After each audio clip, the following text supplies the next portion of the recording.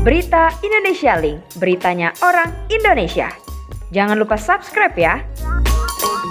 Tadi dengan status tersangka ini jadi ngebatasin mobilitas kah, apa nggak boleh keluar kota atau seperti Oh apa? enggak. Jadi begini, karena tindak pidananya dia ini ancamannya di bawah 5 tahun, jadi tidak mensyaratkan untuk ditahan kan, tidak mensyaratkan untuk dia ditahan. Jadi ya memang tidak ada penahanan dalam kasus ini karena memang di KUHP itu tidak mensyaratkan untuk ditahan, ancaman pidana di bawah 5 tahun. Wajib lapor kah bang apa sih? Enggak juga, wajib lapor juga tidak. Makanya saya bilang kita ngikutin aja ini arahnya mau kemana. Tapi kan Okan bilang tuh tahun depan ya mau close gitu kan. Close apa ya kan?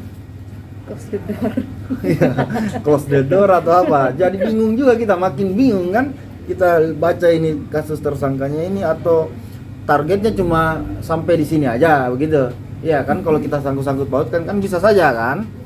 Artinya kalau memang ini barang kan ya tidak bisa langsung berhenti tahun depan ya. Kalau memang dimajukan ini barang kan mau tidak mau nanti kan dia hadir juga memberikan keterangan sebagai pelapor di pengadilan kan. Gitu. Jadi tidak bisa juga dia bilang atau memang mau diakhiri begitu. Kalau mau diakhiri ayo diakhiri baik-baik kan. Penyidik sudah buka ruang, dia bilang kemarin itu waktu penetapan tersangka itu dia akan panggil lagi Okan, dia maksimalkan itu. Harus dia yang ini tanpa diwakilin. Kita hargai itu niat baiknya. Jadi emang aku nunggu momen dia sampai benar-benar bisa duduk gitu face to face gitu sama aku.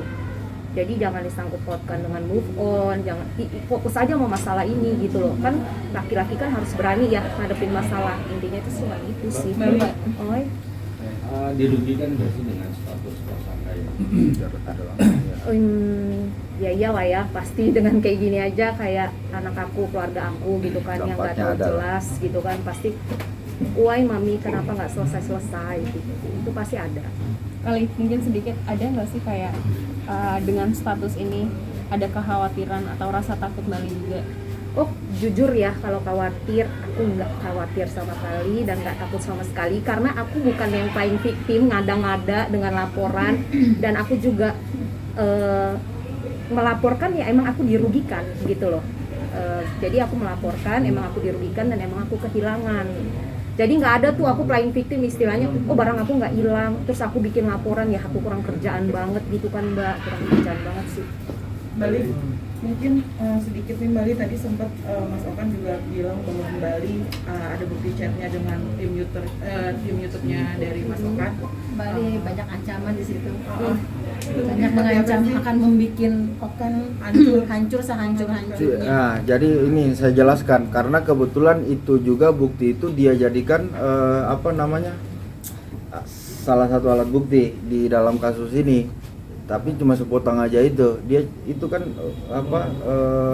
omongannya itu panjang. Dalam konteks jadi apa? gini, sebenarnya kalau dibahas lagi mundur-mundur itu nggak akan selesai.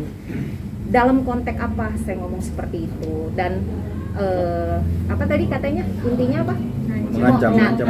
Itu jadi kayak cuman aku juga disempet dikasih tahu sama penyidik cuman sepenggal gitu. Penyidiknya pun nanya sama aku. Ini pun aku sudah tanya loh Mbak Li sama Mas Okan, kenapa nggak ada kata-kata di atasnya. Terus aku tanya ini dari mana? Ini dari si Denny tim YouTube. Nah, aku bilang ini aku marahnya karena apa ini gitu loh. Apa masalah YouTube atau masalah apa gitu. Kalau secara langsung ngancem ya buat apa? Terus kenapa aku diizinkan untuk menghancurkan hidup dia gitu loh. Nah, tapi kalau dalam konteks hukumnya tidak ada sangkut pautnya itu chat itu dengan pencemaran nama baik karena kan sudah ada kesepakatan bersama itu beberapa menteri dalam artian yang sifatnya privat itu tidak dapat dikategorikan pencemaran nama baik begitu. Nah, mereka ini paksakan itu jadi alat bukti. Jadi mau dibuat seolah-olah begitulah yang sebenarnya tidak ada sangkut pautnya.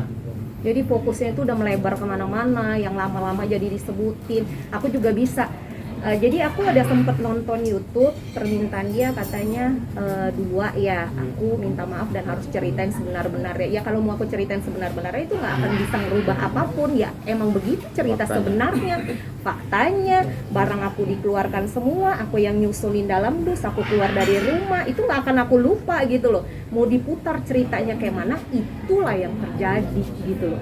Emang barang aku hilang. Pakai Tapi barangnya kondisinya ada kan, Mbak? Masih ada? Enggak, jadi emang aku kehilangan itu tas sama cincin, nah tapi dipulangin ke penyidik gitu loh. Jadi emang sempat dipulangin tapi tas itu enggak. Kasus itu kan berhenti karena supir pribadi aku kan sempat aku Saksi yang jadi saksinya jadi dia. saksi aku itu jadi kayak ngebalik ketika aku pecat gitu loh, makanya kasus itu berhenti. Tapi kan kalau kita cerita mundur-mundur lagi nggak akan selesai gitu loh. Intinya itu cuma satu, duduk harus berani ngadepin masalah. Ya udah, lu maunya apa, ngomong langsung ke gua gitu loh, face to face. Aku bilang kok sama penyidik, jika dalam rumah tangga aku dulu aku pernah melakukan salah, aku minta maaf. Masalah dia melakukan apapun terhadap aku sudah maafkan karena aku udah nggak di sana, Mbak, gitu. Aku udah nggak fokus ke masalah dia. Bet? Ini Batara satu lagi. kali mungkin tadi menjelaskan terlihat berkaca-kaca, mungkin sepertinya sedih gitu. Apa sih? Sedih sih, pastilah ya, maksudnya udah selama hampir 2 tahun nggak selesai-selesai. Lu dari pengadilan gugat aku cerai, ngindar terus, nggak pernah berani ketemu. Kenapa gitu loh? Terus masalah ini pun lu juga mesti menghindar. Kenapa? Kalau emang lu nggak salah gitu loh, ya berani hadepin aku gitu. Maksud aku gitu. Tujuan aku ketemu duduk pun dari pihak penyidik dan kanit loh, bukan aku yang mau gitu loh. Jangan melebar kemana-mana. Intinya sih seperti itu.